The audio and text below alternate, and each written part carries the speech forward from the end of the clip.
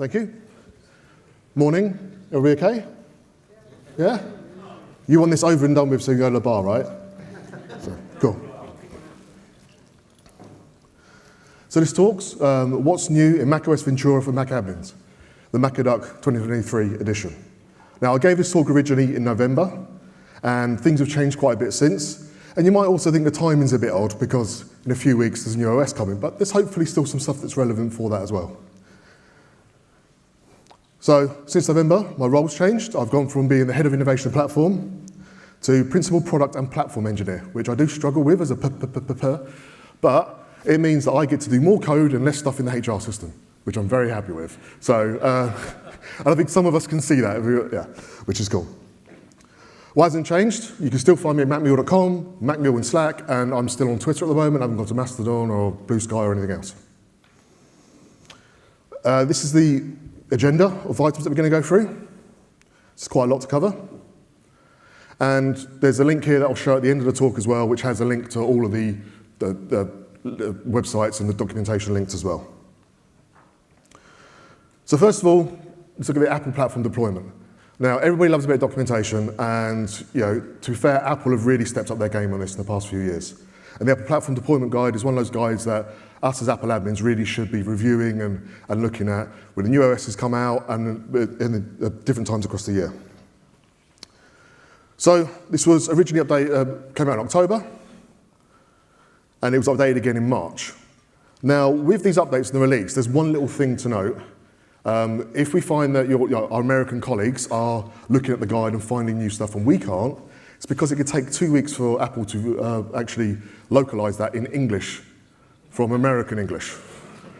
I'm guessing it's difficult to find the U's and stuff, So I did blog about this. There's a way in which you can kind of cheat the system. If you change the locale to ENCA, like Canada, that seems to get us the current one. But just in case, you're going to the platform deployment guide and you're going, where is this stuff? The colleagues are posting on it, they can see it. It's just because of that. And with this as well, like we said, because it originally came out in October, then it was updated in March, and then Apple do actually have notes in there what they've updated and when they've updated it, and the OSs it applies to. It's always going to be the current OS, basically, point releases between that. Now, this is one really cool point that's in the guide here. There's a big wall of text there, so we'll just cut that down a bit. But Apple state here that because of dependency on architecture and system changes to any current version of Apple operating system, not all known issues are addressed in previous versions. So really, if you want to be compliant with Apple, you need to be running the current OS. Now, yes, last week there was updates to macOS 11, macOS 12, but it's that key thing there, that key little bit of wording where it says not all known, So those OSs have been patched, but there's potentially still known vulnerabilities they're going to be affected with. So it's really key that we actually look to move to the new OSs as quickly as possible. Talking about that, this obviously has aged well as a section for reasons. But when Ventura came out, it was the first OS that was delivered in a way that non-admins could actually install. And that caused a couple of issues. Apple did give us a stay of execution on this, so that if we managed our own MDM, we could delay things a bit further. And there's details here about the different things they've done, if you've got what OS you've got, which ways of deferring it, etc. But really the point here is, Ventura came out in October 22nd, I think. I think we had until January 22nd, really, after a 90-day deferral period had gone. Again, 2 weeks' time, WWDC, new macOS. Expect that your fleet is going to be on it in January, or you're going to start rolling it out. So it pays to look at it ASAP. And then talking about which, the beta process with Apple. So with macOS 13.4, released last week, Apple have changed the way that you enroll a device into the beta program. Nathaniel Strauss has got a nice blog post on this, detailing this, but essentially you can't use the cgtil command line anymore. You need to actually log in with an ID, or Apple ID. So that will change your workflow a bit, but it's worth knowing that as well. And like I say, it's really key that we get on and look at these things ASAP. So yeah, 2 weeks, June 5th to 9th. That's coming around really quick, but we all know what to expect from that. Okay, so let's stop worrying about the past, and let's stop worrying about what's going to happen in 2 weeks. Let's look at macOS Ventura and some of the cool stuff that Apple have brought in that will affect us admins. This is a section that I really wish I had a better heading for, but this is the heading from Apple. But with macOS Ventura, when a machine's first enrolled into an ADE type environment, it would actually be set to then know that it needs to be re-enrolled again, needs internet connection to do that. So this is a nice thing that we've been trying to get for years, that device is company-owned or organizational asset. When the device gets reprovisioned, it needs to go on the internet to get redeployed back and get your organization settings. Migration assistant as well. So again, new machines, you've drop-shifted a device to one of your colleagues. How do they get up and running with it? Well, Migration Assistant previously has been a bit problematic because it used to bring over a lot of settings that could conflict, and suddenly you get a device that is like half enrolled, or there's issues, and maybe it just get quite messy. But with macOS Ventura, Apple have set it so that if the device is MDM managed, it won't transfer the system settings, network settings, printer settings. I'm not sure about the printer thing, but you can kind of see the system settings, that's like your MDM enrollment and stuff. That doesn't get pulled over with migration, so your MDM stuff stays intact, which might mean now that Migration Assistant is actually a viable method now to get someone to move their profile from one machine to another. Rapid security response. So this again was quite timely, actually, but this is a new thing that came in as part of Ventura, and it's a mechanism for users, for Apple to ship security fixes on a more frequent basis. We actually saw this, the RSR for 13.3.1 came out on, was it May 1st, I think? And then the OS came out 2 weeks later. So there was 2 weeks there, or sorry, 17 days actually. It came out May 1st, the OS 13.4 came out May 18th. So we had 17 days where the vulnerability was patched without having a whole OS deployed. So that's pretty cool from a security point of view, that we were able to get that thing in there and make our fleet nice and safe. The thing with these though, they require a restart, which can be a bit of a hindrance because we all know people that just don't want to restart and keep their devices up and running for days. But this is here where Apple are talking here about the fact that it's using Safari and its associated processes like the WebKit and stuff like that. So if you've got an application that has like a page to authenticate to your single sign-on, you're going to be using WebKit. So it's really deep and embedded within the OS, and it will be available in many places that you don't expect. So this is where Apple is saying that essentially you need to relaunch those processes and really ideally restart the machine.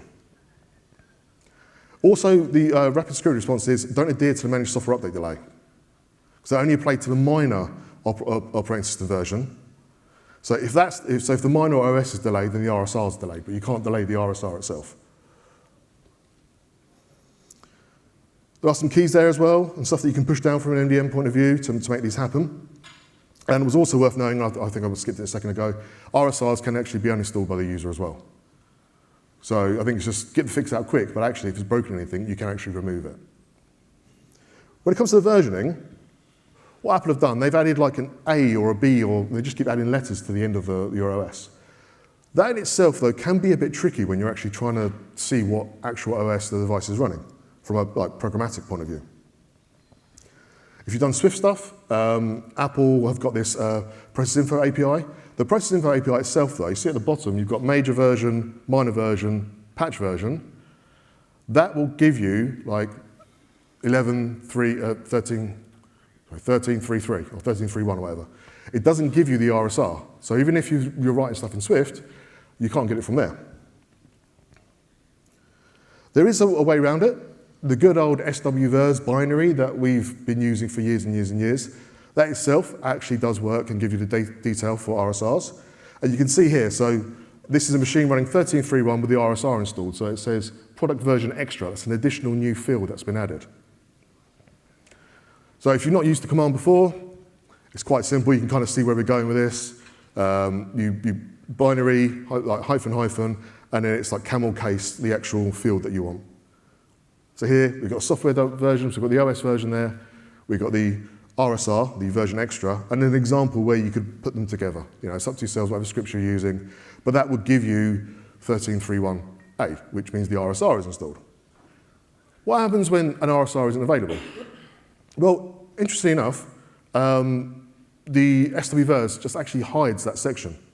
So when you're scripting this view, if you're looking at it, you need to just allow for that. So you can see there, 13.4 was installed, and 13.4 included the fixes in the RSR as well as others. But the product version extras disappeared. So if you're going to script it, just be mindful of that. There's also one other way using System Profiler, etc. And Brian here has got a blog post on this about different ways you can detect it and other things that didn't work as well, if you want to have some more info on that. And one of the fun things here as well is with Jamf, the latest version of Jamf, they've actually added support for RSRs, and it's via the Declarative Device Management. So you can see there's a field there. And that's where it's populated there, because they've now extended it. So it's not even available, it's not even within Jamf, it doesn't say operating system version 13.3.1a. It's actually a separate field. So if you are scoping and things, that's something else to look out for. So, like I said, macOS 13.4 includes the RSRs themselves, as well as multiple other CVEs. But that's what's really cool, and that's the nice thing here, the fact that for 17 days prior to the release of 13.4, we've been secured because Apple have patched those two CVEs, and hopefully they'll keep on doing this going forward, that we can see what actually happened and what the benefit is. Now, lockdown mode. So, if you are in maybe like a very regulated industry, or potentially like a 3-letter agency in the States, you might worry about your device and its security when you go to certain locations. Lockdown mode helps kind of remove that worry because it will lock you back down, hence the lockdown mode. So again, designed by very few individuals about threats, sophisticated digital threats, etc. to their device. Now, the way it protects your device, for example, messages, most attachments will be blocked, web browsing, some websites won't load, etc., etc. The bit that's more interesting here is at the bottom here for us admins. If a device is in lockdown mode, configurations can't be installed, configuration profiles can't be installed, and the device can't be enrolled in MDM or supervised. So if they want to enroll into MDM, they want to install a configuration profile, they need to turn off lockdown mode. And also the bottom option, the bottom paragraph there. Lockdown mode is not configurable via MDM, and it's designed for a very small number of users. I don't even believe we can report on it via MDM either. So it's a cool feature, but it's if someone enables it, you can't manage that device from there. But it might well be something that applies to certain scenarios for some of your users. Okay. Accessory restricted mode, which is, it's always the third time the USB, right, before it starts working. There you go, third time. So USB restricted mode came to iOS and iPadOS a few releases ago, and it was there to secure against things like Celebrite and Grayshift, the well-documented things where FBI or other people were actually hacking into phones themselves. This has come with Ventura as well. But there's a way that we can manage them. There's the things that we can do here as administrators as well. So back to the deployment guide, and the details are in here. So by default, it's set to ask the user to allow allow new accessories, and the user's got different options they can have here. There is a paragraph there, bypassing user authorization might be required for some environments. I mean, if you've got a lab of devices and you've got USB keyboards plugged in and it's like a primary school or early year, like junior school, you can see where having these prompts in that would be problematic. So via MDM, you can allow USB restricted mode, accept the restriction, and actually, therefore, they'll be okay to, they don't get the prompts, basically. So that's an MDM salute thing that we can do, where applicable. Manage login items. So these came in as well with Ventura. I'm sure we've all, when we first deployed a Ventura machine, or we just screened of those, didn't we? Notification, notification, notification. Apple have got details about these within the deployment guide again, and most MDMs are now supporting them. But just a shout out to iMazing. I don't know if anybody's using this product. It's a free product. They had support for the login items payload to create profiles before most of the MDM vendors did. So again, in a few weeks' time, new OS, might be new things coming in. This could well be something that iMazing adds to their products, and then we can now use that. Even though you then set the profile up to have the login items that you are going to, are going to be delivered to your device, your users will still get a prompt when a new login item is added. Now, and to be clear, login items, the way that Apple are using this term, isn't necessarily the way that we would potentially as admins. So a login item isn't just going to system settings, not preferences, and adding an item there into login items for a user account. It's also your launch agents, launch daemons, those type of items as well. Well, launch agents, sorry. And if you've got an app that's got its own updater that adds itself to the user's login items, there's some apps that do that. This is where they'll get this type of prompt, even if you've allowed that via a profile. So you can see that'd be a bit of a faff. So we've got Nate Felton's got a blog post on this, goes into quite a lot of detail in here as well, but there is a profile that you can use that would silence the notifications. And he's linked that as well within his repo. It's disabling this thing called background task management. I think the worry is there, what else is that being used for? It's quite a generic sounding thing.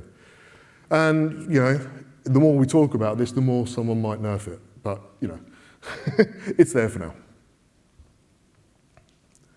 System policy app bundles. This is another protection feature that's come into Ventura.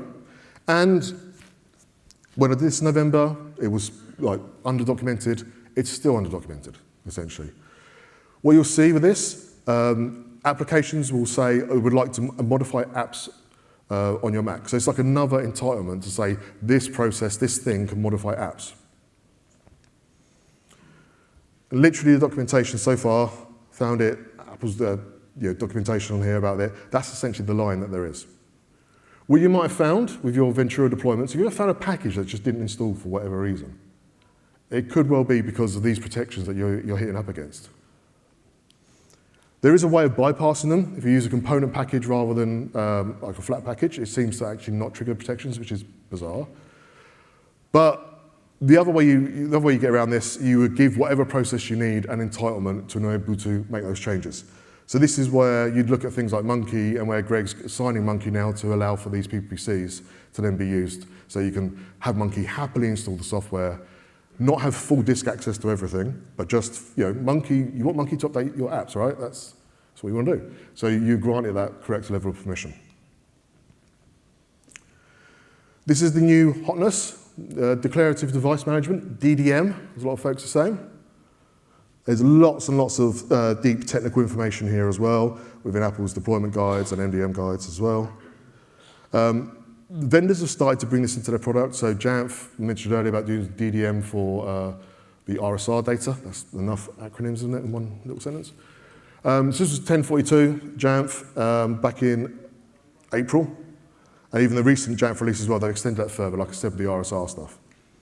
The main thing about DDM versus MDM is the fact that MDM is basically, your MDM is basically says to your device, have you done it yet? Have you done it yet? Have you done it yet? Have you installed that thing yet? Have you installed that profile yet? Have you done it? Have you done it? Have you done it? Whereas DDM should basically work in a slightly different manner where, oh, hey, go and install that device, go install that app and let me know when you're done. And then the device should then phone home. And it's a bit around state management and stuff like that. Hey, I've just got a new OS. Hey, this thing's just changed. The device informs the MDM rather than the MDM nagging the device. If you're a Jamf admin though, you might notice something funky with this stuff here. So you can see we've got the operating system there, build, and again the RSR data I showed earlier on. This machine got updated to 13.4, but Jamf's seeing it as 13.40, and there's still RSR data. Well, the RSR data comes from DDM in Jamf, and you've got to think Jamf is split-brained. You've got your binary, you've got your MDM. So the binary itself has sent the inventory data to update the OS, but now it needs the DDM to kick in to change the RSR data. But when that happens, the binary submits the OS as 13.4. It drops to 0. So Jamf adds a 0, the binary, and DDM doesn't add a 0. So you might see it flip-flop a bit like this. And then when the device next does a recon, it goes back to 13.40, but with no RSR data. So it's a bit of a mess. And I can imagine, if you're generating reports, etc., and that type of thing, you might see these weird instances. Well, that's 13.4, that's 13.40.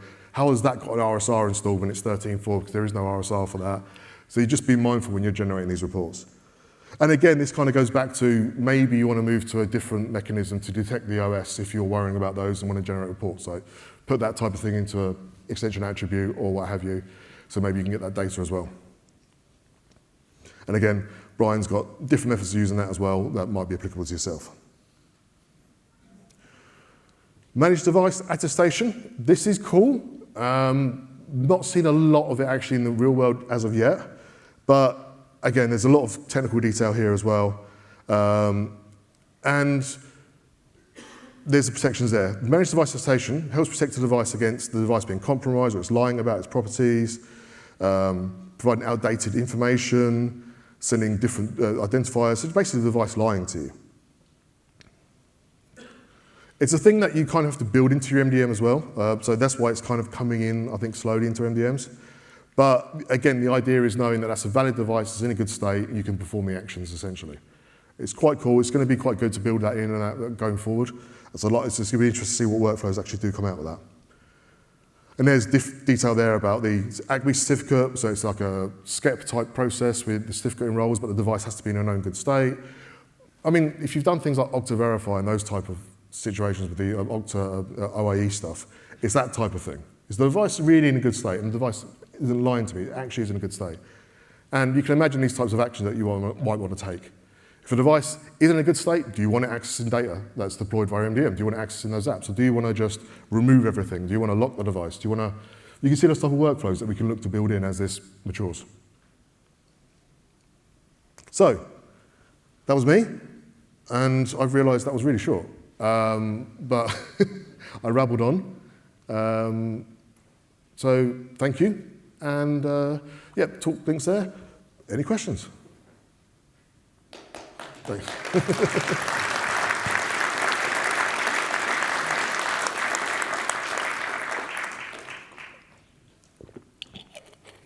No questions. So there's a couple in the app, if I may. First one, is there anything you now know about Ventura you wished you knew when it was released? I think the one thing that is the system policy app bundles. They really did take a while to dig into to figure out what was actually happening there. And with so little documentation on that, just finding random packages that weren't deploying. And that was an absolute faff. So that would have been nicer to have had more of a spotlight shone on it when Ventura was coming out, because I wasted a few days on that. Any questions? Okay, I've got one more. Have you got any predictions for WWDC 23 announcements? Yeah, I think there's going to be a working software update process, right? That's all. I mean, that's all what we're calling out for, and the hope that there is something coming in that will smooth that over. But like I said at the beginning, we need to be very mindful of these changes that come in with the new OS. Come January, your fleet's going to be running it, because that deferral, that a 90-day period, Apple extended it a little bit for us with Ventura. Are we going to see the same with the new OS? Most likely not. So 2 weeks' time, start running it, testing it, get onto your beta programs of your MDM vendors and that, and hopefully no surprise comes out when it's released in October. Any more for any more? Great. So James just said, oh don't worry. Oh, I've got a question. 1 second. Hey Ben. So we had an instance fairly recently where a Mac tried to update, then didn't work for some reason or other, and then started reporting that it was, if we were trying to update, we were actually downgrading the OS. I thought that might have had something to do with the RSR, and I don't know whether it did or not, but you mentioned then it went from 13.4.0 to 13.4, dropping the 0. Yeah, that wasn't the device though, that was Jamf as an MDM reporting different data. It's Jamf, so it's not, okay, so it's nothing to do with that then. So. No, but there has been things about, because all the security around the OSs now, the sealed volumes, etc. You do see the odd weird cases where an upgrade doesn't work because it sees something odd and bad. Even though you've got your SIP, everything's all good, the device hasn't been messed about with, for some reason, things haven't aligned a bit. But, I mean, at least in that device's case, it was trying to get the update, because we know how that goes with software update currently. So, yeah, at least he went further than what a few devices do sometimes. Cool. Good. Any more? Last chance. Going. Thank you very much, Ben. Thank you.